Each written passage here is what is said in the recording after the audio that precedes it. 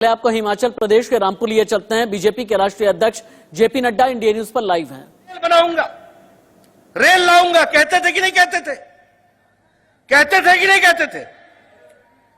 35 साल बीत गए, 35 साल, 1 इंच रेल की पटरी आगे नहीं बढ़ी।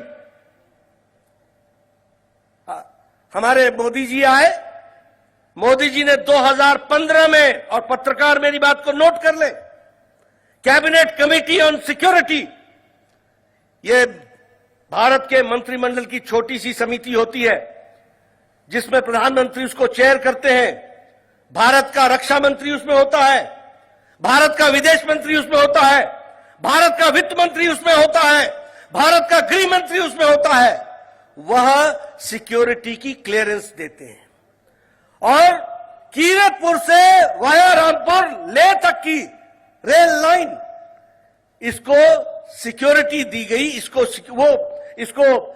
सिक्योरिटी का क्लियरेंस 2015 में मिल गया। 2015 से लेकर 2017 तक हमें जमीन नहीं मिली, कंपनसेशन नहीं मिला। 2017 में जयराम जी की सरकार आई, उसको कंपनसेशन मिल गया, काम शुरू हो गया, लोगों को जमीनों का पैसा मिल गया। अब 2024 तक बिलासपुर तक रेल लाइन पहुंच जाएगी और आगे ले तक जाएगी, यह हमको समझना होगा। मैं बोलना नहीं चाहता, हमें हाइड्रो इंजीनियरिंग कॉलेज मिला था, हमारी सरकार चली गई, धूमल जी की सरकार चली गई, मैं एमपी बनकर के दिल्ली चला गया, वहां वीरप्पा मोइली होते थे पावर मिनिस्टर, वैसे वो पेट्रोलियम मिनिस्टर थे लेकिन उनके पास पावर का भी चार्ज था। मैंने बोला ये हाइड्रो इंजीनियरिंग कॉलेज खोलना है, आप आइए शिलान्यास कीजिए। उन्होंने कहा हम तो आना चाहते हैं लेकिन आपकी प्रदेश की सरकार नहीं चाहती है। हमने कहा समय आएगा, न तुम रहोगे न नीचे तुम्हारी सरकार रहेगी, ऊपर मोदी जी बने, नीचे जयराम ठाकुर, उस समय धूमल जी बने। काम शुरू हुआ और काम शुरू होकर के आज हाइड्रो इंजीनियरिंग कॉलेज मिल गया।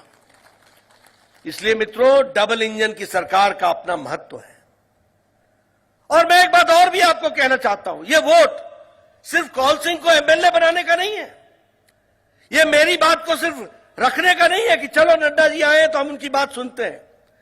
यह हमारे लिए मत करना, लेकिन अपने हक और हुकूक के लिए लड़ना है तो आपको कौल सिंह नेगी को ही लेके आना पड़ेगा, इसको हमको समझना चाहिए। यह आपके हकों की लड़ाई है। बताइए, 1,90,000 शौचालय बने कि नहीं बने? बने कि नहीं बने? और सारे देश में 12 करोड़ शौचालय बने।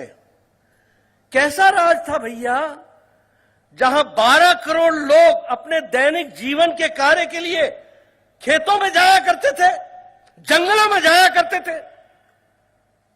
हमारी माताएं बहनों की इज्जत की किसी ने चिंता की? नरेंद्र मोदी जी ने 12 करोड़ इज्जत घर बनाया, आपको इज्जत दी, और 1,90,000 हिमाचल में शौचालय इज्जत घर बना करके हिमाचल की बहनों की भी इज्जत दी। उनको मुख्य धारा में शामिल किया, उनको ताकत दी। आप बताइए, आप जंगलों में जाकर के लकड़ी काट करके लाती थी कि नहीं लाती थी बहनें? लाती थी कि नहीं लाती थी? सुबह 5 बजे उठना पड़ता था कि नहीं उठ पड़ता था? और जाकर के पेड़ पर चढ़ करके आप लकड़ियां काट के सर पर बोझा उठा करके फिर उसको सुखा करके फिर चूल्हा जलाती थी और फूकनी से लेकर के धुएं के बीच में आग जलाती थी। मैं ठीक बोल रहा हूं?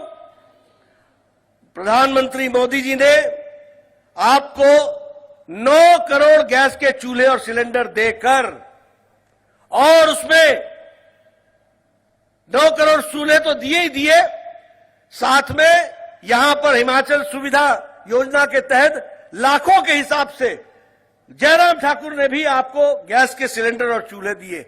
आज हिमाचल प्रदेश में कोई घर नहीं है जहां लकड़ी का चूल्हा हो और लकड़ी से खाना बनता हो। आज गैस के चूल्हे हैं और हमारी माताएं बहनें लाइटर से जलाती हैं, 5 मिनट में चाय बनाती हैं और आधे घंटे में खाना बना करके तैयार करती हैं। ये हमने देखा। आज का दिन पॉलिटिकली भारतीय जनता पार्टी की तरफ